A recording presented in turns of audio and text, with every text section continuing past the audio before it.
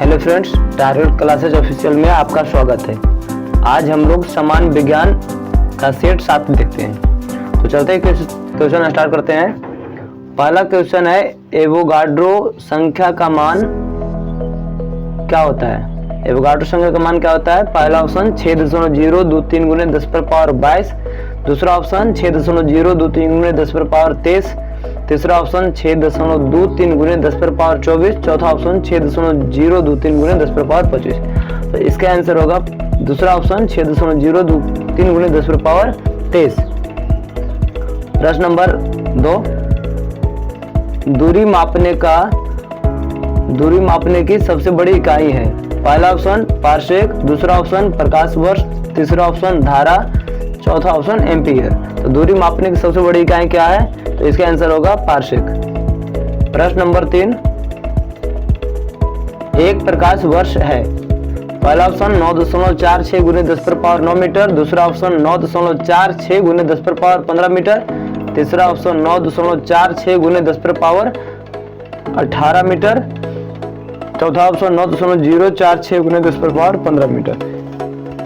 तो इसका आंसर होगा 9.46 गुने 10 पर पावर 15 मीटर। प्रश्न नंबर 4, 1 लीटर कितना गैलन के बराबर होता है? पहला ऑप्शन 0.2642, दूसरा ऑप्शन 0.1642, तीसरा ऑप्शन 0.2442, चौथा ऑप्शन 0.2341। इसका आंसर होगा पहला ऑप्शन 0.2642। प्रश्न नंबर 5, एक फर्मी में कितना मीटर होता है? पहला ऑप्शन 10 पर पावर -12 मीटर, दूसरा ऑप्शन 10 पर पावर -15 मीटर, तीसरा ऑप्शन 10 पर पावर -18 मीटर, चौथा ऑप्शन 10 पर पावर -10 मीटर। तो बताइए एक फर्मी में कितना मीटर होता है? तो इसका आंसर होगा 10 पर पावर -15 मीटर। प्रश्न नंबर 6, लॉगरिथम के आविष्कारक हैं। पहला ऑप्शन रिचर्ड, दूसरा ऑप्शन वाल्टर, तीसरा ऑप्शन जॉन नेपियर, चौथा ऑप्शन बॉड शा। तो लॉगरिथम का आविष्कारक कौन है? इसका आंसर होगा तीसरा जॉन नेपियर। प्रश्न नंबर 7, क्वांटम सिद्धांत के प्रतिपादक है। पहला ऑप्शन एडिसन, दूसरा ऑप्शन न्यूटन, तीसरा ऑप्शन मैक्स प्लांक, चौथा ऑप्शन कूलम्ब। तो क्वांटम सिद्धांत के प्रतिपादक कौन है? इसका आंसर होगा तीसरा ऑप्शन मैक्स प्लांक। प्रश्न नंबर 8, वायुमंडल की आर्द्रता मापने वाला यंत्र है। पहला ऑप्शन हाइड्रोमीटर, दूसरा ऑप्शन हाइग्रोमीटर, तीसरा ऑप्शन हाइड्रोफोन, चौथा ऑप्शन मेगाफोन। तो वायुमंडल की आर्द्रता मापने वाला यंत्र क्या है? इसका दूसरा ऑप्शन हाइग्रोमीटर। प्रश्न नंबर 9, एक एंगस्ट्रम मात्रक बराबर होता है। पहला ऑप्शन 10 पर पावर -10 मीटर, दूसरा ऑप्शन 10 पर पावर -8 मीटर, तीसरा ऑप्शन 10 पर पावर -8 सेंटीमीटर, चौथा ऑप्शन 10 पर पावर -10 सेंटीमीटर। तो एक एंगस्ट्रम बराबर क्या होता है? तो इसका आंसर होगा 10 पर पावर -10 मीटर, पहला ऑप्शन। प्रश्न नंबर 10, पृथ्वी के उपग्रह का कक्षीय वेग निर्भर करता है। पहला ऑप्शन कक्षा की त्रिज्या पर, दूसरा ऑप्शन उपग्रह के द्रव्यमान पर, तीसरा ऑप्शन पृथ्वी से उपग्रह को दिए वेग पर, चौथा ऑप्शन सूर्य से उसकी दूरी पर। तो इसका आंसर क्या होगा? पृथ्वी के उपग्रह का कक्षीय वेग निर्भर करता है किस पर? तो पहला ऑप्शन कक्षा की त्रिज्या पर। प्रश्न नंबर 11,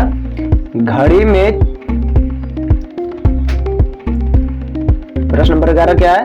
घड़ी में चाबी देना उदाहरण है। पहला ऑप्शन गतिज ऊर्जा, दूसरा ऑप्शन दाब ऊर्जा का, तीसरा ऑप्शन स्थितिज ऊर्जा का, चौथा ऑप्शन कोई नहीं। तो घड़ी में चाबी देना किसका उदाहरण है? तो इसका आंसर होगा स्थितिज ऊर्जा का।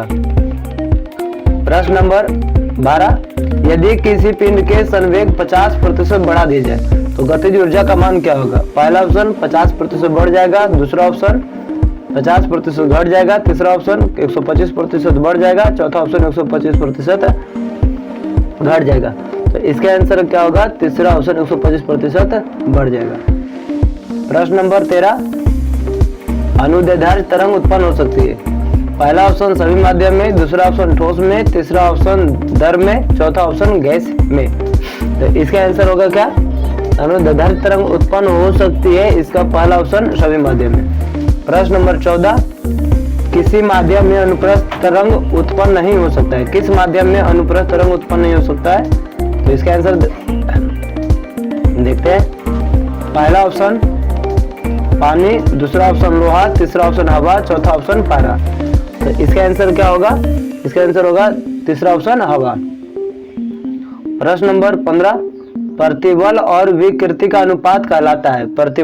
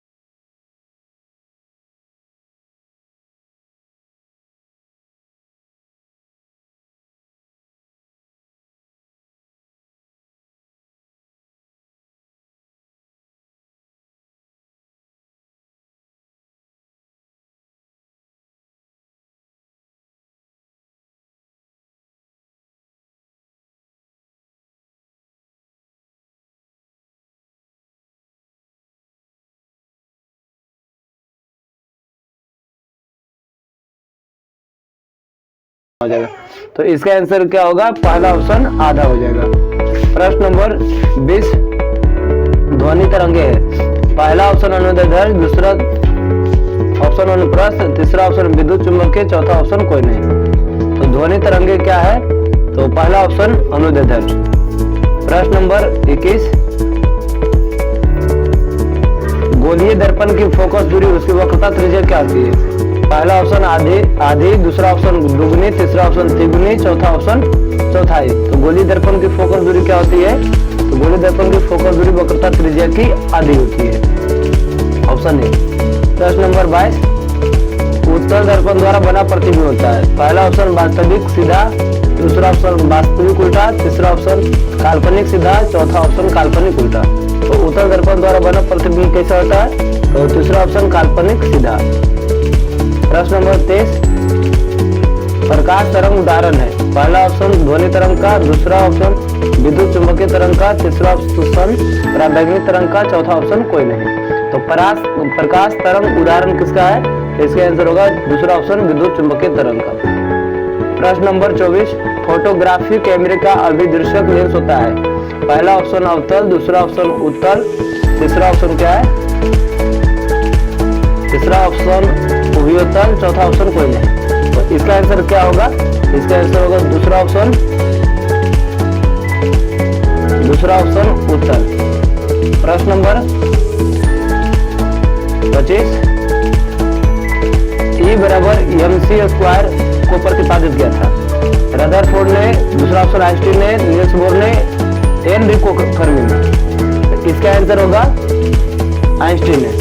प्रश्न नंबर 26, थोरियम का नाभिक को बदला जा सकता है। पहला ऑप्शन यूरेनियम, दूसरा ऑप्शन प्लूटोनियम, तीसरा ऑप्शन पोलोनियम में, चौथा ऑप्शन रेडियम में। तो इसका आंसर होगा पहला ऑप्शन यूरेनियम में। 27 नंबर क्वेश्चन, फ्यूज के पदार्थ का होना चाहिए। पहला ऑप्शन उच्च प्रतिरोध, दूसरा ऑप्शन निम्न गलनांक, तीसरा ऑप्शन दोनों, चौथा ऑप्शन उच्च गलनांक। तो इसका आंसर होगा दूसरा ऑप्शन दोनों, तीसरा ऑप्शन उच्च प्रतिरोध और निम्न गलनांक दोनों होना चाहिए फ्यूज के पदार्थ का। प्रश्न नंबर 28, निम्न विद्युत चुंबकीय तरंगों में किसकी आवृत्ति अधिकतम होती है? पहला ऑप्शन एक्स किरण, दूसरा वाई किरण, तीसरा पराबैंगनी किरण, चौथा अवरक्त किरण। तो निम्न विद्युत चुंबकीय तरंगों में किसकी आवृत्ति अधिकतम होती है? इसका आंसर होगा दूसरा ऑप्शन गामा किरण। प्रश्न नंबर 29, ऊर्जा का क्षय कम होता है। पहला ऑप्शन दिष्ट धारा में, दूसरा ऑप्शन प्रत्यावर्ती धारा में, तीसरा ऑप्शन दोनों प्रकार की धारा में, चौथा ऑप्शन कोई नहीं। तो ऊर्जा का क्षय कम होता है किसमें? तो प्रत्यावर्ती धारा में, ऑप्शन नंबर बी।